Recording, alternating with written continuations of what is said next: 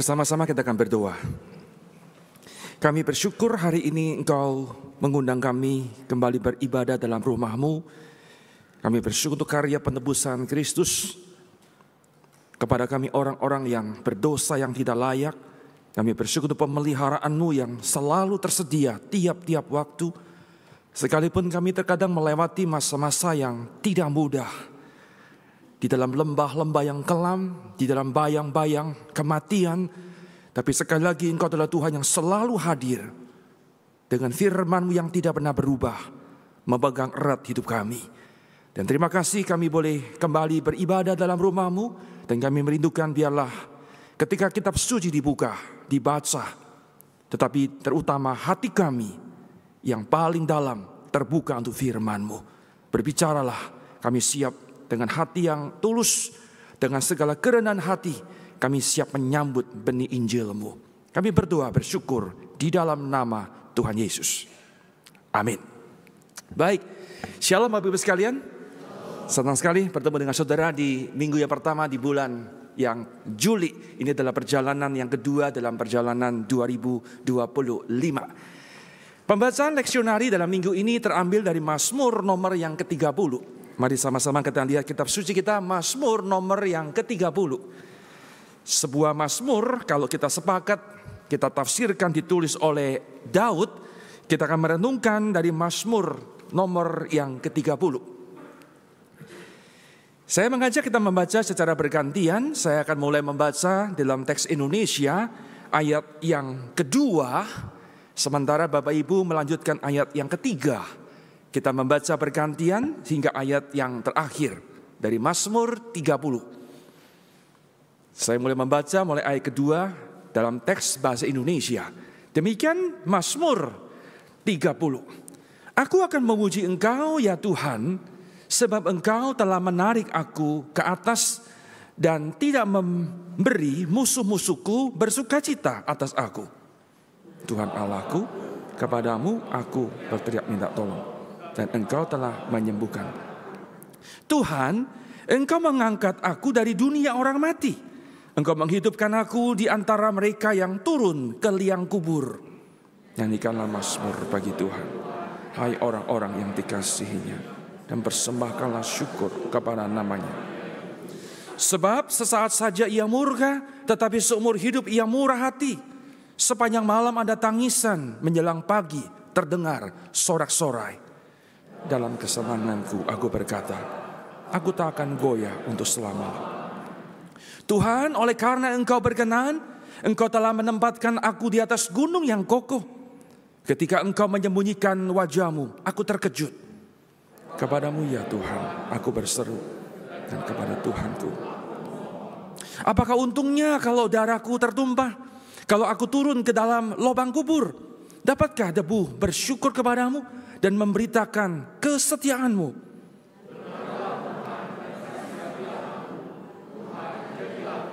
Bersama-sama membaca 12 dan 13, 1, 2, 3. Aku yang meratap telah Kau ubah menjadi orang yang menari-nari.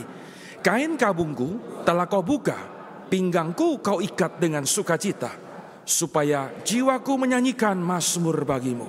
Dan jangan berdiam diri, Tuhan Allahku, untuk selama-lamanya aku mau menyanyikan syukur bagi nama-Mu. Demikian pembacaan firman Tuhan. Saudara sekalian, dalam hidup kita sebagai orang percaya ada sebuah ritme kehidupan yang terjadi dalam hidup kita. Ritme ini dimulai dengan sebuah kata, yaitu sebuah fase yang namanya adalah orientasi.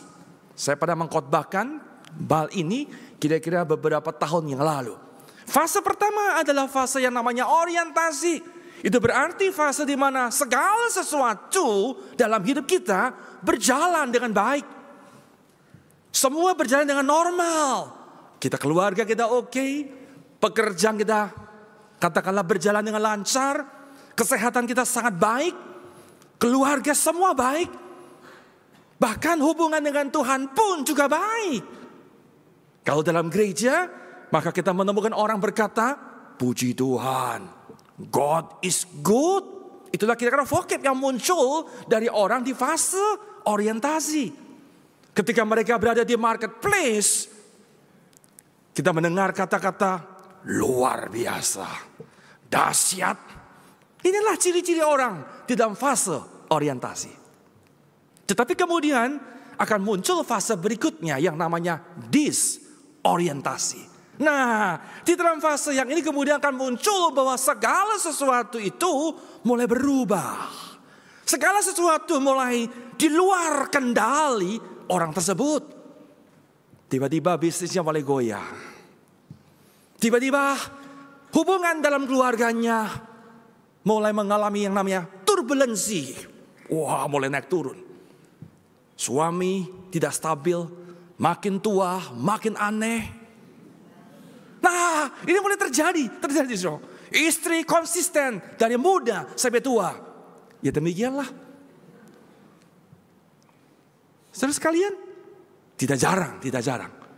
Hubungan dengan Tuhan pun terganggu. Dia berdoa sekian lama, berdoa mencari Tuhan. Tapi kemudian seolah-olah Tuhan jauh. Dan tidak pernah jawaban itu kunjung tiba dalam hidupnya. Inilah fase namanya disorientasi. Dia mulai kebingungan. Ya, kemudian yang terakhir itu fase yang berikutnya yang ending adalah namanya reorientasi. Dan di sinilah kemudian kita boleh menemukan orientasi yang baru. Kita boleh menemukan arah yang lebih jelas. Kita memandang kehidupan ini dengan penuh pengharapan di dalam Tuhan. Bapak Ibu sekalian, saya tidak tahu hari ini saudara di dalam fase yang mana? Yang pertama, yang kedua, atau yang ketiga? Tapi ketahuilah bahwa ternyata setiap kita pasti mengalami ritme kehidupan tersebut. Dan bukankah Mazmur 30 yang kita baca tadi, kalau kita boleh sepakat kita tafsir bahwa itu adalah Daud yang sedang menceritakan pengalaman kehidupannya, sangat jelas bahwa Daud pun mengalami ritme kehidupan seperti itu. Itu sebabnya kita mau sama-sama belajar. Apa sih pelajaran yang kita mau temukan ketika fase-fase itu menimpa atau sedang kita lewati di dalam kehidupan di tengah-tengah dunia. Yang pertama, kita mulai dari fase pertama, yaitu fase yang namanya orientasi. Izinkan saya memakai bahasa yang populer di tengah-tengah dunia. Itulah bicara kondisi yang baik-baik saja. Saya percaya semua kita tentu merindukan, kita berdoa, kita rindu mendapatkan kondisi yang seperti ini. Doa kita, Tuhan jaga keluargaku, Tuhan berkati bisnisku, Tuhan lindungi semuanya. Kita pingin kondisi yang baik-baik saja. Pertanyaannya adalah, apa yang kita perlu pelajari ketika Tuhan mengizinkan kita, membawa kita di dalam situasi kondisi yang baik-baik saja? Sebagai orang-orang percaya kita perlu punya konsep yang jelas Bapak Ibu sekalian. Perhatikan kalimat ini baik-baik. Ketika kita dalam kondisi yang baik-baik saja, saya memakai bahasa lebih lugas, ketika kita menikmati berkat-berkat jasmani, catat kalimat ini baik-baik saudara. Ternyata berkat jasmani itu mempunyai dua sisi di dalamnya. Yang pertama, itu adalah sebuah pemberian. Sebuah gift. Ya, kita menerima yang baik, kita menerima sesuatu yang indah daripada Tuhan. Betul, adalah sebuah gift, sebuah pemberian. Namun jangan salah, yang kedua, ternyata berkat jasmani, kondisi yang baik-baik saja adalah sebuah ujian. Ya, pertama adalah gift, kedua adalah sebuah tes. Semacam kertas ujian yang Tuhan hadirkan di dalam kehidupan saudara dan saya. Saudara sekalian, kita mulai dengan yang pertama lebih dahulu. Perhatikan ayat ke-8. Inilah kemudian tulisan daripada, saya ulang sekali lagi kalau kita sepakat itu adalah Daud adalah penulisnya. Ayat 8 Daud berkata demikian. Tuhan, oleh karena Engkau berkenan, Engkau telah menempatkan aku di atas gunung yang kokoh. Terjemah lain mengatakan, Engkau Tuhan menjadikan aku seperti gunung yang kokoh. Tuhan membuat gunungku kokoh. Apapun terjemahannya, jelas sekali bahwa Tuhan memberikan Daud, menempatkan Daud dalam kondisi yang baik-baik saja. Jelas sekali, Tuhan yang memberikan, saudaraku, Tuhan yang menempatkan sebuah pemberian, give. Tetapi Anda perlu mengingat kalimat ini baik-baik, konsep ini. Memang kondisi yang baik, berkat jasmani adalah sebuah pemberian. Tetapi ternyata pemberian itu sesuatu yang rapuh. Halo? Sudah berdoa, Tuhan berkati usahaku, Tuhan lindungi rumah tanggaku. Tidak ada yang salah dengan berkat jasmani. Tapi ingat, saudaraku, ternyata berkat itu sesuatu yang rapuh, sesuatu yang gampang lenyap, sesuatu yang mudah rusak. Tuhan Yesus pernah memberikan sebuah peringatan tercatat dalam Injil Matius pasal ke-6 tentang harta di bumi. Saya mencoba memparalelkan harta di bumi itu adalah berkat jasmani, itu adalah kondisi yang baik-baik saja. Apa peringatan Tuhan Yesus? Yesus mengatakan hati-hati. Ada yang namanya nengat, ada yang namanya karat, ada yang namanya apa? Pencuri yang datang mengambil, melenyapkan harta di bumi. Artinya apa? Betul, itu pemberian Tuhan. Tetapi pemberian itu tidak kekal. Pemberian itu bisa hilang, rapuh adanya. Lebih jauh lagi, saudara perlu mengingat kalimat ini baik-baik. Ternyata berkat jasmani bukan hanya rapuh. Yang kedua, berkat jasmani itu ternyata bukan the ultimate gift. Bukan pemberian yang ultima, bukan pemberian yang paling puncak, bukan pemberian yang paling tinggi, bahkan bukan pemberian yang terbaik. Saudaraku, jangan salah paham. Silakan berdoa kepada Tuhan, Tuhan berkati. Kita minta kepada Tuhan, tidak yang salah. Itu pemberian Tuhan turunkan dari surga. Tapi ingat, sebagai orang Kristen, saudaraku, kita perlu mempunyai clear pemikiran. Wah, ternyata berkat itu rapuh. Yang kita doa tiap hari itu rapuh, saudaraku. Dan ingat, itu bukan pemberian yang terbaik, yang terbesar daripada Tuhan. Bukan, saudaraku. Mulai hari ini, masihkah Anda mau berdoa untuk pemberian ini? Tidak salah. Tetapi sebagai orang Kristen, kita perlu punya konsep yang clear, saudaraku. Ini loh, ketika Anda dalam kondisi yang baik-baik, kita sadar itu pemberian daripada Tuhan. Saudara, yang kedua, kalau pertama adalah pemberian, sekalipun pemberian itu rapuh dan bukan pemberian yang ultima, tetapi yang kedua kita menemukan bahwa ternyata berkat jasmani, kondisi yang baik-baik itu adalah sebuah ujian.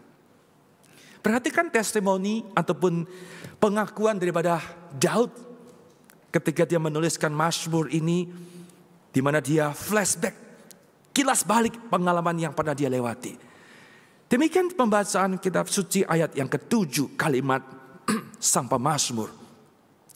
Dalam kesenanganku, saya memakai terjemahan dalam bahasa Inggris mengatakan in my prosperity, di dalam kemakmuranku, di dalam kemapananku, kata pemazmur. Dia berkata apa?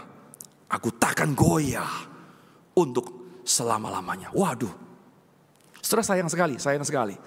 Ternyata Daud, dia gagal di dalam kertas ujian. Ketika dia dalam kondisi yang mapan, kondisi yang nyaman luar biasa. Sayang sekali, dia muncul kalimat yang saya kira tidak layak dikatakan, bukan? So, bagaimana mungkin dia mengatakan, aku tidak akan goyah. Siapa dia? Dia manusia. Dia orang yang terbatas. Dia orang yang bisa jatuh. Tapi bagaimana mungkin dia mengatakan, aku tidak akan goyah selama-lamanya. Ini cuma punya Tuhan. Artinya apa, saudara? Ternyata berkat jasmani, kondisi yang baik-baik saja, menyadarkan itu adalah sebuah ujian untuk memperlihatkan adakah kita adalah seorang yang terus mempercayai dan bersandar kepada Tuhan. Atau tidak. Itu sebabnya pada poin 1 ini kita belajar, jikalau saudara saat ini dalam kondisi yang baik-baik, maka ingatlah, yang pertama itu sebuah pemberian Tuhan. Kalau kita sadar ada pemberian Tuhan, semua yang ada pada kita punya rumah, kita punya mobil, kita punya aset, kita punya bisnis yang baik, kita punya kesehatan yang oke. Kita sadar itu pemberian Tuhan. Makanya satu respon, apa respon kita? Satu, bersyukur. Bersyukur, tidak ada kata lain, tidak ada ekspresi yang muncul yang keluar dari diri kita selain apa? Bersyukur. Saudara sekalian, saya suka dengan pengertian bersyukur. Dengan definisi seperti ini. Orang yang bersyukur adalah orang yang sadar bahwa dirinya tidak berhak. Ada segala sesuatu yang dia miliki, bahkan dia nikmati. Saya ulang kalimatnya sekali lagi. Orang yang bersyukur adalah orang yang sadar. Dia sadar betul bahwa segala hal yang ada dalam dirinya, dia tidak berhak sama sekali untuk memiliki, bahkan menikmatinya. Kenapa? Karena dia tahu itu pemberian Tuhan. Bukan kredit dia, bukan kemampuan dia. Segala hal itu dia katakan, saya gak layak, saya gak patut, saya gak pantas. Itu bukan hak saya, tapi Tuhan memberikannya. Maka responku adalah apa? Bersyukur.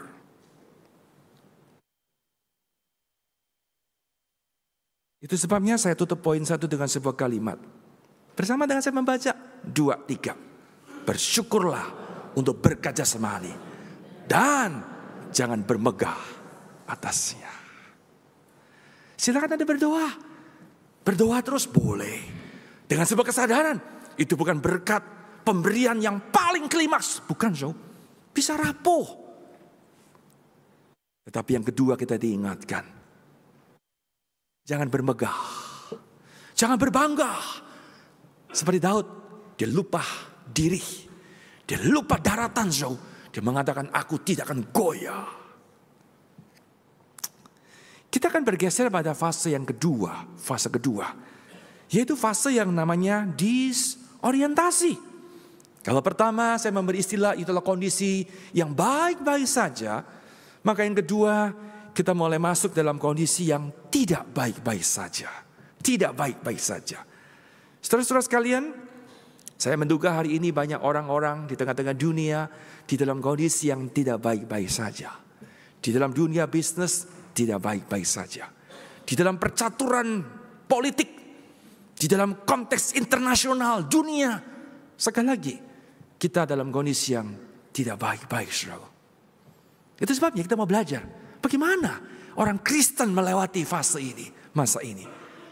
Kita lanjutkan pembacaan Mazmur 30 tadi, kita lanjutkan ayat yang ke-8. Daud berkata seperti ini, Bapak Ibu sekalian. Ketika engkau menyembunyikan wajahmu, aku terkejut. Saya ulang, tadi di bagian awal ayat 8, Daud mengatakan, Tuhan berkenan menempatkan aku di atas gunung yang kokoh, menjadikan aku seperti gunung yang luar biasa. Kondisi baik, Tiba-tiba, ayat 8. Di kalimat terakhir dia mengatakan apa? Ketika engkau menyembunyikan wajahmu. Wow. Ini ada sesuatu yang menarik, Pasti ada sesuatu yang terjadi dalam hidup Daud. Sampai kemudian mengatakan, aku terkejut. Ternyata ada sesuatu yang menggoncang hidup Daud. Ketika Allah menyembunyikan wajahnya. Seolah-olah Tuhan tidak mau lihat Daud lagi. Tuhan seolah-olah berjarak dengan pemazmur ini. Wow. Ini hal yang serius. Saya ulang, ini hal yang sangat serius sekali. Pertanyaannya, Daud lagi ngapain sih?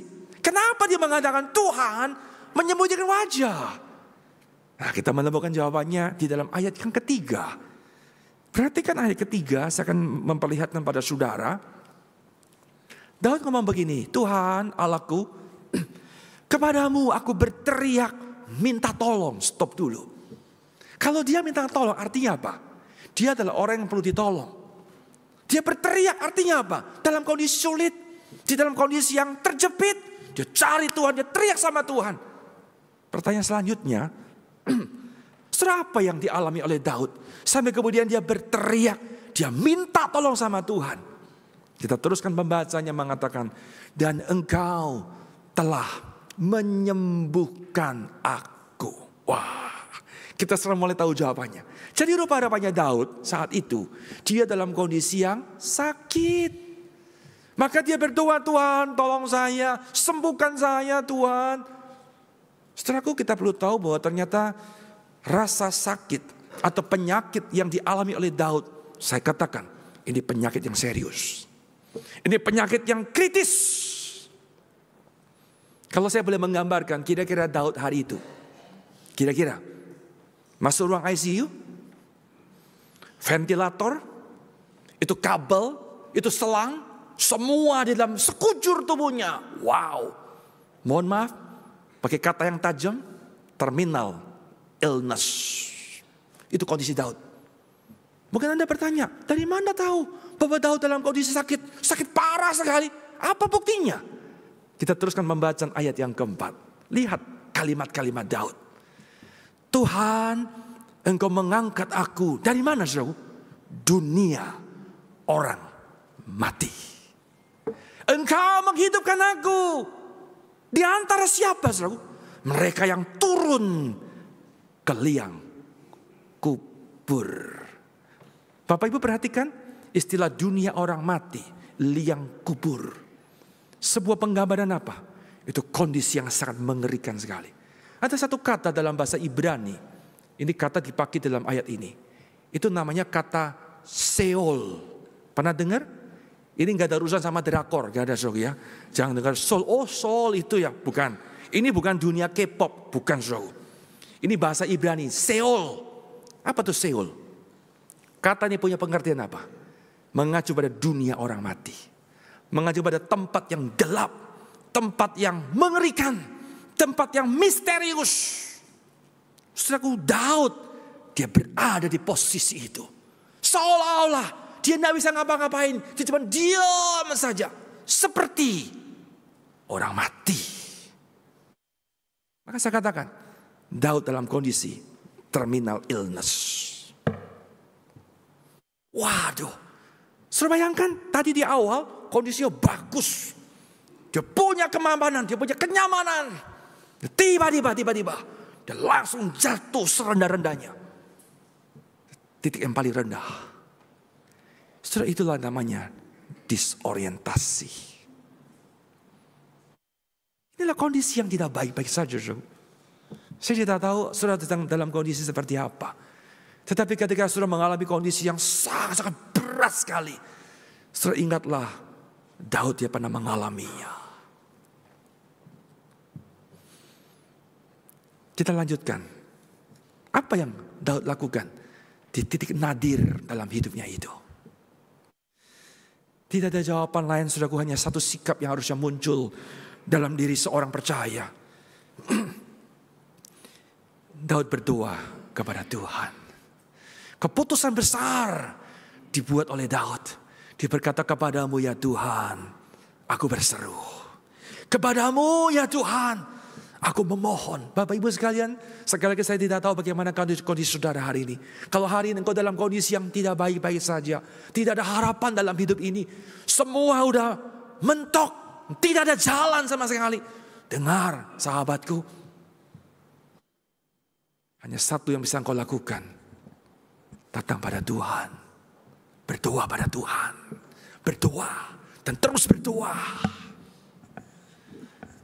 Lanjutnya. Bagaimana doa Daud, saudaraku? Menarik sekali. Ayat yang ke-10. 3 ayat yang ke-10. Sama-sama dengan saya membaca. Ayat 10. 1, 2, 3. Apakah untungnya kalau darahku tertumpah?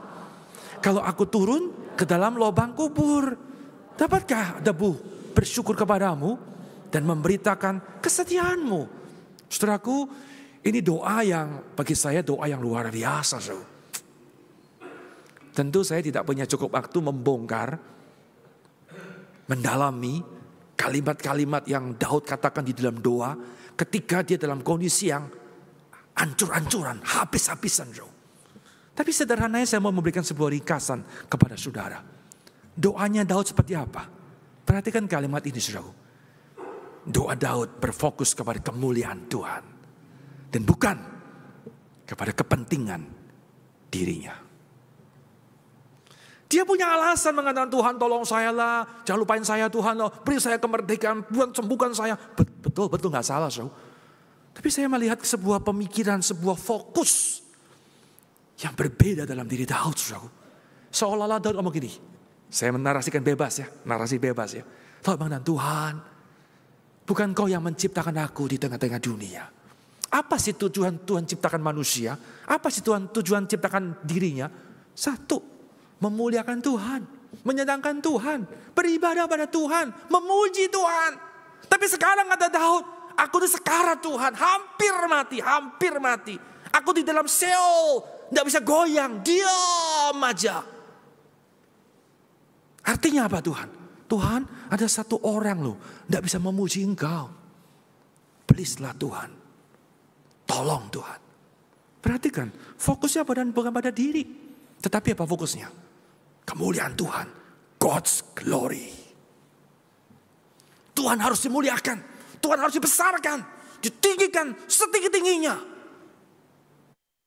Sementara Anda berdoa dalam pergumulan yang tidak mudah, belajarlah fokusnya kepada Tuhan. Bukan mengasihani diri, bukan mendaftarkan kepahitan-kepahitan yang kita alami. Memang itu real. Bukan mendaftarkan kekurangan-kekurangan, tagihan-tagihan yang belum terlunaskan. Itu real. Tapi boleh nggak kita boleh menggeser doa kita kepada kepentingan Tuhan di dalam doa-doa kita. Saudaraku, saya tidak akan terlalu berlama-lama pada poin kedua, karena saya akan mengulang lagi nanti pada poin ketiga. Maka saya akan mengakhiri poin kedua di masa disorientasi dengan sebuah kalimat demikian. Ketika saudara dan saya berada di kondisi yang baik-baik saja, ingatlah selalu bersyukur kepada Tuhan. Selalu bersyukur. Jangan sekali-sekali memberikan kredit dalam diri kita.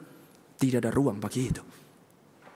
Tetapi sebaliknya, ketika Anda dan saya dalam kondisi yang tidak baik-baik saja, Tuhan mengingatkan, Mazmur mengingatkan bahwa ternyata itu bukan the final word. Itu bukan kata akhir. Artinya apa? Kita punya Tuhan yang sedang bekerja dalam lintasan sejarah dalam hidup kita, di mana Dia sedang menuntun kita memasuki orientasi yang baru. Kita tiba pada poin ketiga. Itulah fase yang namanya reorientasi. Kalau pertama kondisi yang baik-baik saja, maka yang kedua kita dalam kondisi yang tidak baik-baik saja. Kita betul-betul dalam titik nadir, dalam titik yang zero. Tetapi bersyukur Tuhan menuntun kita di dalam kondisi yang dipulihkan. Kita tiba di klimaks daripada Mazmur 30. Ayat 12. Bersama kita baca ayat ini. 1, 2, 3. Aku yang meratap telah kau ubah menjadi orang yang menari-nari. Kain kabungku telah kau buka. Pinggangku kau ikat dengan sukacita. Wah, luar biasa. Setelah inilah fase yang menjadi sebuah arah baru dalam perjalanan orang-orang percaya. Di mana Tuhan mengubah air mata kita menjadi sukacita. Dia mengubah ratapan kita menjadi apa? Sebuah tarian. Morning into dancing. Wah, luar biasa sekali. Bapak Ibu sekalian, ayat 12 ini mempunyai kaitan dengan ayat yang ke-6. Saya ulang, ayat 12 ini mempunyai kaitan dengan ayat yang ke-6. Izinkan saya membaca ayat ke-6 sekali lagi, khususnya ayat ke-6 di bagian yang bawah. Daud berkata demikian, sepanjang malam ada tangisan. Perhatikan, sepanjang malam. Artinya apa? Sebuah malam yang panjang sekali. Berjam-jam, berbulan-bulan, bertahun-tahun, saudaraku. Ada tangisan. Ada ratapan. Tetapi jangan lupa Bapak Ibu sekalian, memang ada malam yang panjang.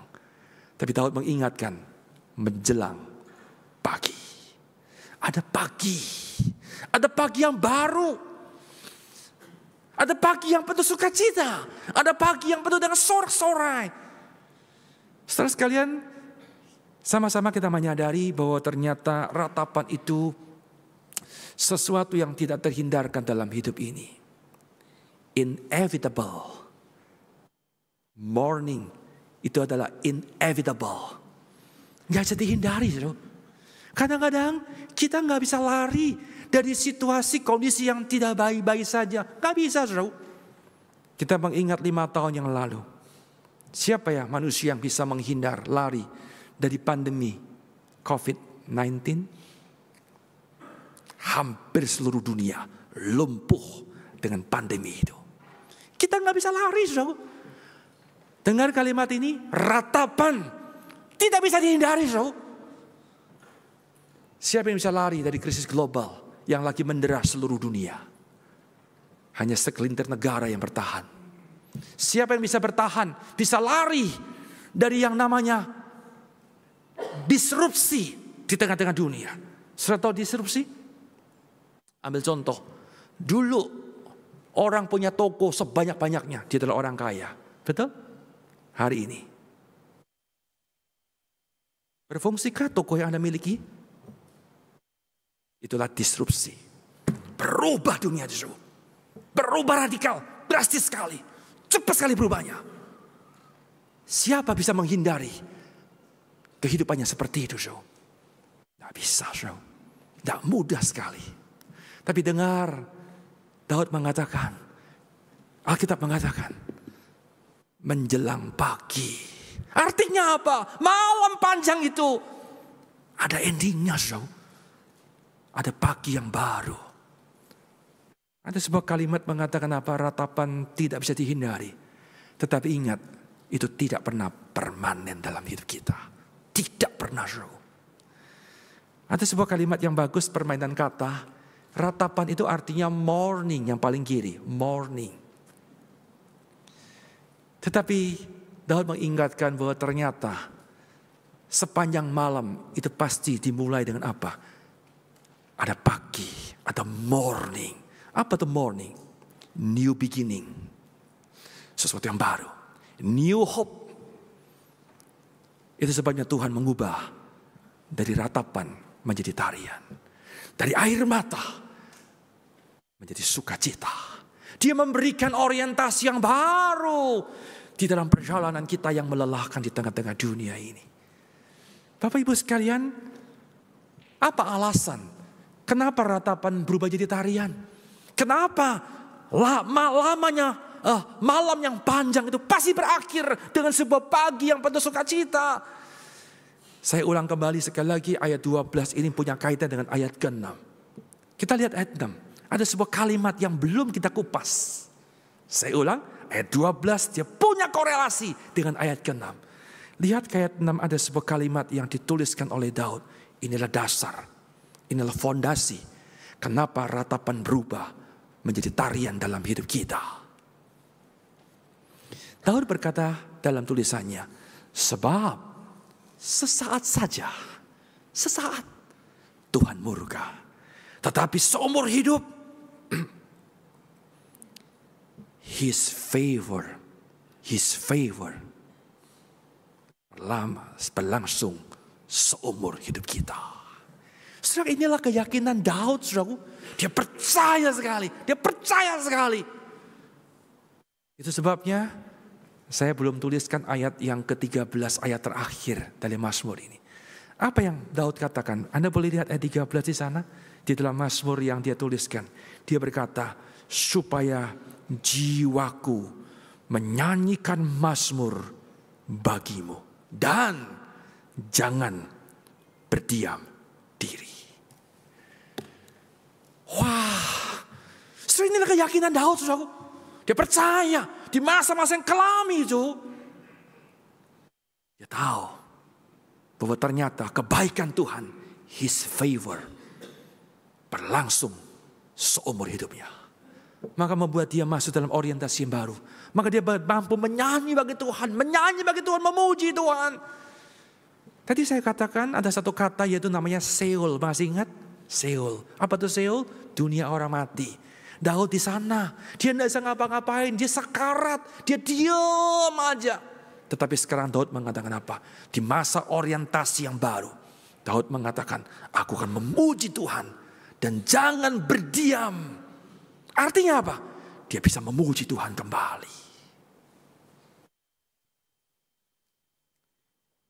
Saya akan berhenti pada poin ini dan izinkan sekarang saya akan mulai mengkaitkan Mazmur ini dengan Injil. Saya mengkaitkan Mazmur ini dengan Injil.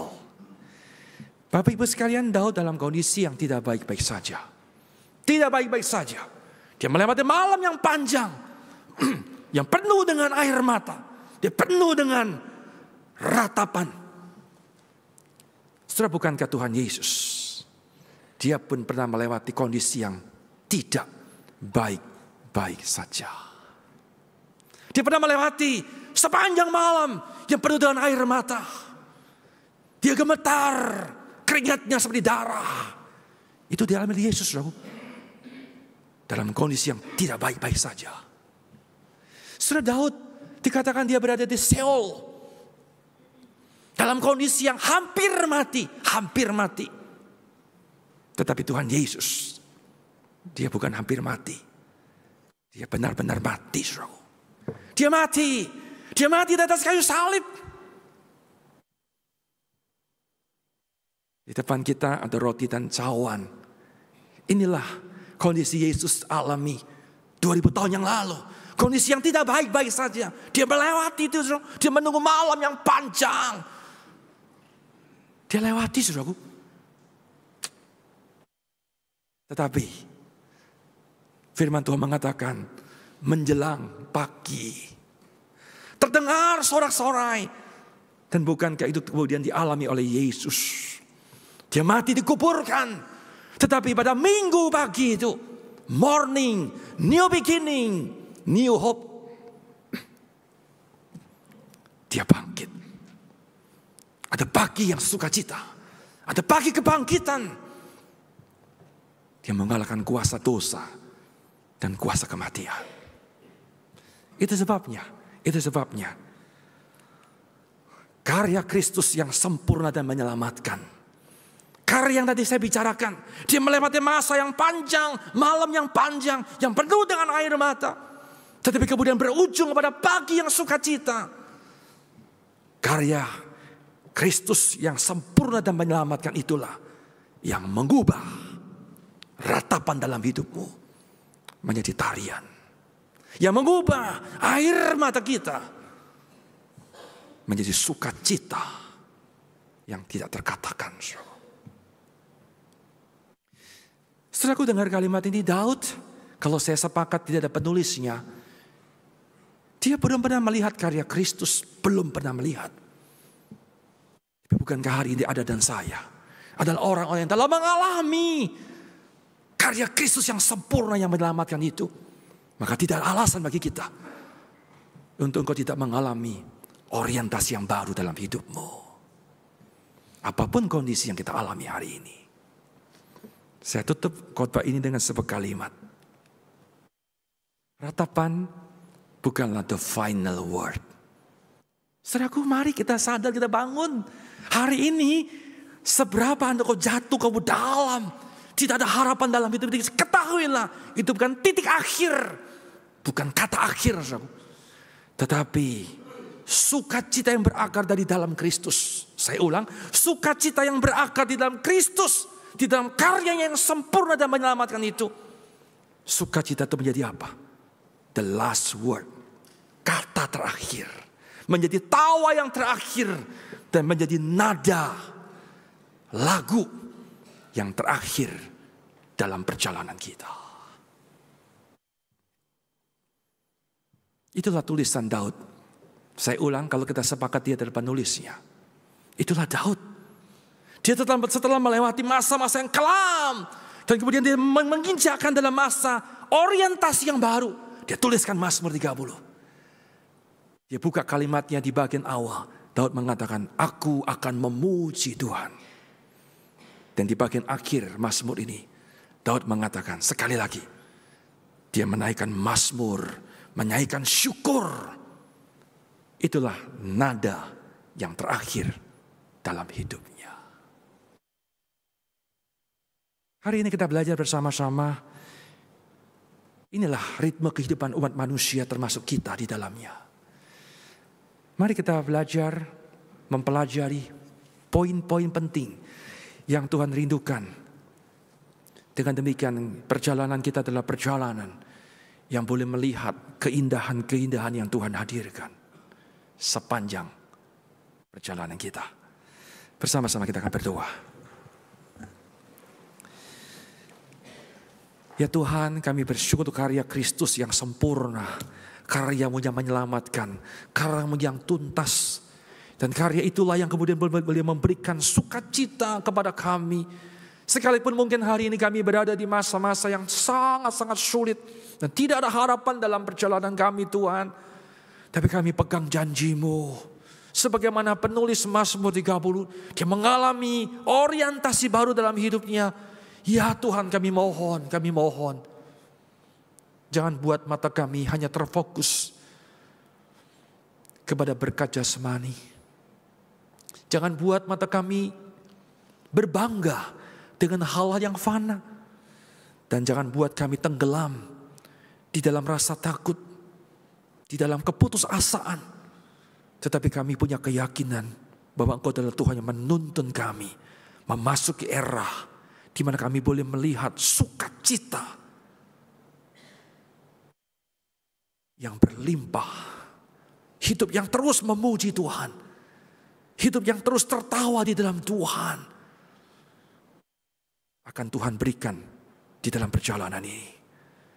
Tolonglah kami terus berfokus, berlari-lari ke arah Kristus. Jangan membuat mata kami terfokus, teralihkan selain pada pandangan pada diri-Mu ya Tuhan. Itulah satu-satunya yang menguatkan perjalanan kami. Terima kasih Tuhan. Kiranya firman-Mu yang ditaburkan benih Injil ini akan jatuh di tanah yang subur dan bertumbuh berbuah, memberikan buah bagi kemuliaan nama Tuhan. Terima kasih, ini doa kami, inilah syukur kami. Di dalam nama-Mu Tuhan Yesus kami berdoa. Amin.